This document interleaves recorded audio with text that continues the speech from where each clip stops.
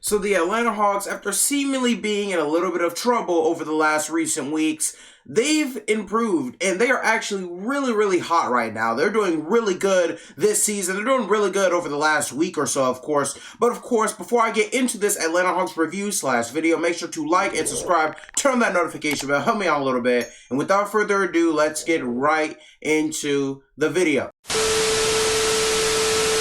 Of course, for a little overview, the Atlanta Hawks now sit at 7-9 on the very, very young yet very, very eventful to this point NBA season and are currently on a 3-game win streak. Man, the Atlanta Hawks have looked absolutely amazing the last 3 games. Of course, after having a very, very tough start to the season, with of course losing some players to injury, which I'm going to get to later, your star players having to readjust to the new foul rules and things like that. I think the Atlanta Hawks have definitely figured some stuff out, and I think they've really figured out what they are as a team and what they need to do to have success in this second year that this team has really been together with second year head coach for the Atlanta Hawks and Nate McMillan. Now, of course, going into notable stats and players over the last 7 or so games, over the last 7 games, of course, the headliner by the name of Trae Young, of course, Atlanta's big superstar. If you're from Atlanta, if you watch the Atlanta Hawks, you most likely know who all these guys are. But starting with Trae Young, over the last 7 games, he's been on an absolute tear. 28 points per game, 9.1 assists per game. He shoots 50% field goal percentage in the last 7 games, which is one of the highest in his career, and a 46% 3-point percentage, which is also one of the highest percentages in his entire career. Trae Young has been absolutely immaculate, and this team is going to go as far as Trae Young takes them. Trae Young is going to have to be the best player and one of the best players in the entire league, definitely one of the best point guards in the entire league. If he wants this team, and fans and management and coaching wants this team to go far, Trae Young is definitely going to have to be one of the best players and one of the best point guards in the entire league. He's going to have to be that guy to fuel our team. Now, of course, speaking of fuel, you have John Collins. And John Collins in the last 7 games, while his rebounding has been a bit down, his point production and field goal percentage have gone skyrocketing up over the last recent week or so. Over the last 7 games, John Collins is averaging 20 points, 7 rebounds, 1 very, very good block, usually 0.9 range, but I rounded up to 1. 40% from 3, which is one of the highest, if not the highest in his career. John Collins is actually shooting really well from 3 this year, and 56% total field goal percentage. Again, John Collins, in my opinion, he's the second best player on this team. He's going to have statistics like this. Yeah, you would like to see a little bit more rebounding, but I feel like that's going to come. John Collins averaging 20 points per game. It's really impressive. I think he can easily do it with his 3-point shot and his ability to make big plays in the paint. I think John Collins has the ability and talent to be one of the better power forwards and one of the better players ultimately in the entire league. Of course, going down to our third key and impact player, you have Clint Capela. In the last 7 games, he's been serving this role. 11 points per game, 12 rebounds per game, 1 block per game, 1 steal per game, shooting 56% from field goal percentage. Clint Capela is the consummate professional, He is the professional center. He's exactly what you want out of the center position. He's going to get you a decent amount of points, but mostly he gives you great defense, great rebounding. You want that from a guy like Clint Capela. He runs the floor very well. He helps this team in a multitude of ways. I think Clint Capela is really helping out our team. And I think all 3 of these guys, and Trae Young, John Collins, and Clint, are key guys and huge dudes when it comes to wanting to win and wanting to really push this team over the top of the Eastern Conference Finals. Of course, they made the Eastern Conference Finals last year. So really pushing this team to the finals and really heightening their limits, really pushing them further. Now, of course, the Atlanta Hawks have 6 players in total, including the 3 players I just named, averaging 10 plus points per game. The Atlanta Hawks, they've been absolutely amazing. They have been great. The Hawks are one of the better and more well-rounded teams in the entire league. Now, of course, some major injuries. There's really only one, and it's DeAndre Hunter, who's going to be out for about 2 months with a wrist injury. We wish really well recovery, for DeAndre Hunter. He's been injured a lot, and I ultimately think the Atlanta Hawks are going to end up trading him very soon just because of his injuries. He is very talented, though, and we don't quite have anybody else like him on the team, so I wouldn't be too hasty, but I also wouldn't be too surprised if Atlanta at least didn't think of trading him. Now, of course, the Atlanta Hawks rankings this season, they are number 10 in points per game with 109 points per game. They're also top 5 in three-point percentage, top 12 in field goal percentage, top 10 in free throw percentage, top 8 in rebounding, and top 15 in assists. This Atlanta Hawks offense has been absolutely immaculate, especially over the last couple of games. The Atlanta Hawks, I mean, when you think about it, you think that their offense should be really, really good. I mean, they have one of the best point guards in the league in Trae Young. John Collins, a guy who can easily average 20 points per game. Trae Young has a nice lob option and a great defensive option in Clint Capela. Of course, you have guys coming off the bench. Kevin Herter, one of those guys who's actually been starting the last couple of games. He's been really, really good, deadly from the mid-range, if you ask me. Of course, you have Cam Reddish coming off the bench, who, again, is one of the really, really good players and is actually having a career year. We're probably going to get down to him a little bit later. The point is, the Atlanta Hawks, they're really, really good. I mean, they're averaging 109 points per game, nearly 110 points per game, which is number 10 in the league, as I said earlier. The Atlanta Hawks offense has been absolutely great. Now, the problem with the Atlanta Hawks is the defense.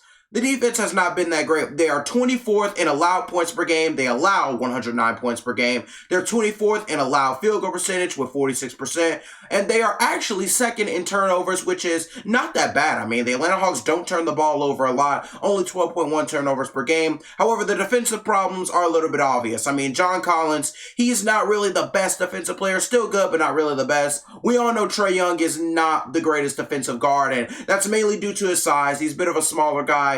The Atlanta Hawks really don't have too much defense, especially with DeAndre Hunter being out. You don't really have too much defense on that team, which is, of course, a little bit concerning, especially given the fact that Atlanta is sub 20 in pretty much all these categories. They're below the 20th spot in pretty much all the major defensive categories for the season. So I feel like that's definitely something that can improve, and I will include that later in the video. However, the Atlanta Hawks as a team are performing really, really, really, really well, especially over the last couple of games. Now, speaking of the next games, the next 3 games for the Atlanta Hawks are arguably a little bit simple. I mean, the Hornets, the Thunder, and the Spurs, that's a pretty light stretch for the Atlanta Hawks. You would want to think that they will win all those next 3 games, and if they do, this team will be 1 game above 500. So I think the Atlanta Hawks have a great chance at completely turning their season around. Of course, with the hot Trae Young, John Collins, Kevin Herter, and a bench featuring very, very great corners such as Danilo Gallinari, Lou Williams, and Cam Reddish, who is having a career year, as I said earlier, you would think that the Atlanta Hawks would be able to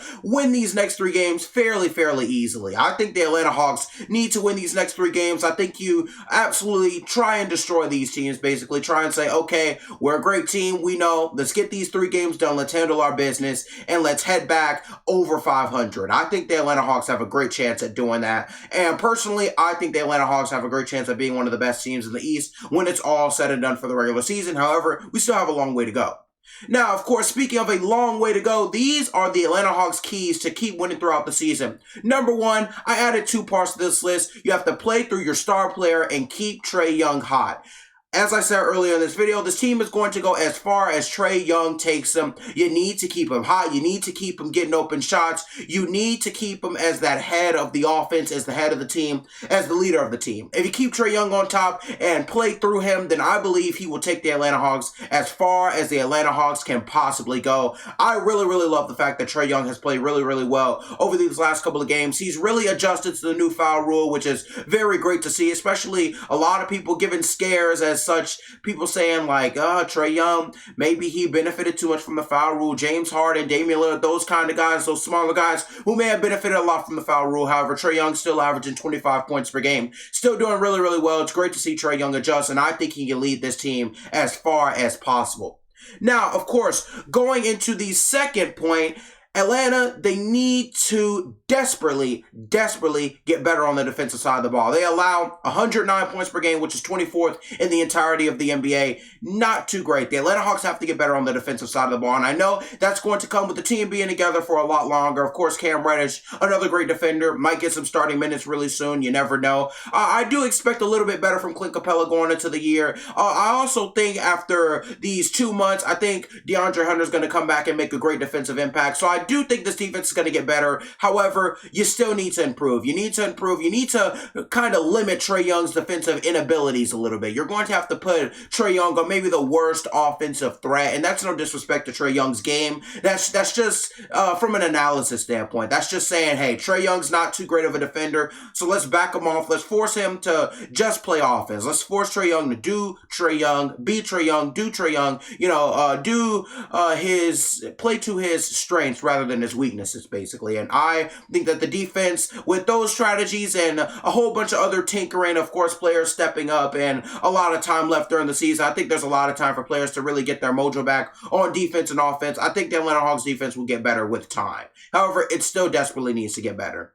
Now, number 3, the bench needs to keep scoring. They need to keep getting better. The Atlanta Hawks bench did pretty terrible over the last couple of games. Of course, they aren't the best. They are amazing. However, Lou Williams, Danilo Gallinari, all those guys, including Cam Reddish, they've definitely served their roles. I expected Lou Williams and Danilo Gallinari to step up a little bit. However, still early in the season, older guys tend to struggle early in the season. That is, of course, unless you're just an anomaly such as LeBron James or Kevin Durant or something like that. But Lou Williams and Danilo Gallinari, while they're great players, they're not that, so they're going to struggle out of the gate. However, I quite honestly believe that both of these guys are going to step up at the right time. I think they can provide our team a spark, and ultimately, I think the bench is going to be just fine. However, they desperately need to get better. They've performed up and down, kind of bad over the last couple of games. However, I expect it once again to get better with time. Now, of course, that's going to be it for the video. Make sure to like and subscribe. Turn that notification bell. Help me out a little bit. Of course, links in the description. I have TikTok, Spotify, Instagrams, all of those. Please follow them. And whether you follow them or not, of course, I wish that you have a blessed day. Stay loved and stay blessed. And without further ado, I'm going to end this video. Thank you for watching. Wanna be rappers brag about already being the best. I respect many people for the job they've done. Haters full of jealousy is what I like especially. I like the Lord of Funky Man, the lack finesse.